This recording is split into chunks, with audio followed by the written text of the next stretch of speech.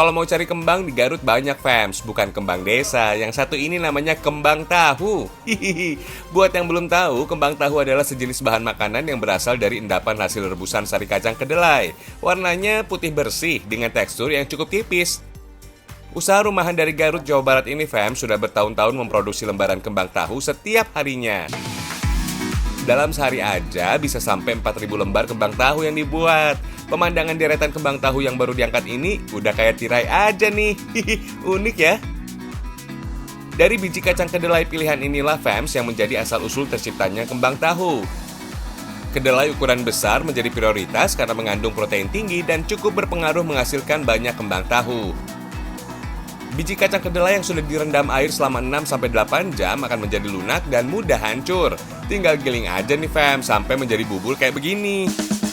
Oh ya, untuk membuat kembang tahu hanya sari kacang kedelainya aja nih yang dipakai.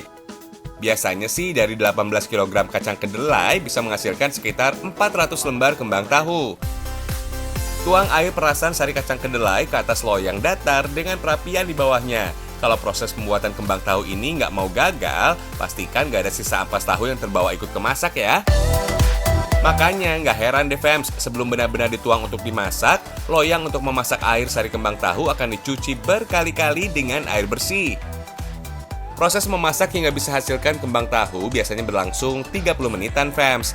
Sering juga disebut sebagai kulit kembang tahu, bahan kuliner ini sebetulnya adalah kulit susu kedelai yang dibuat dari mengangkat endapan dari permukaan susu kedelai panas. Kelihatannya sih gampang mengangkat lembaran kulit kembang tahu, tapi kalau nggak biasa, hasilnya nggak bakalan bisa rapi, fams.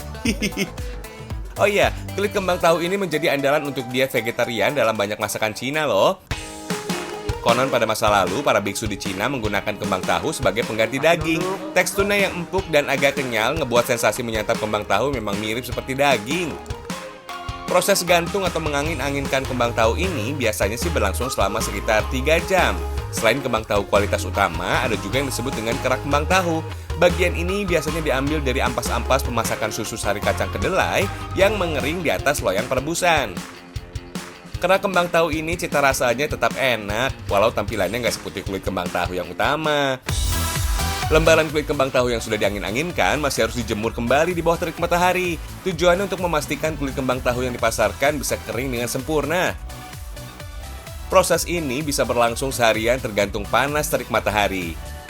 Fams, kembang tahu cap segitiga produksi Sarimbit dari Garut ini pemasarannya sudah sampai Jakarta, Bandung, dan Cirebon. Dalam satu kemasan berisi 2 lembar kulit kembang tahu dan dijual dengan harga Rp2.500 aja. Murah kan?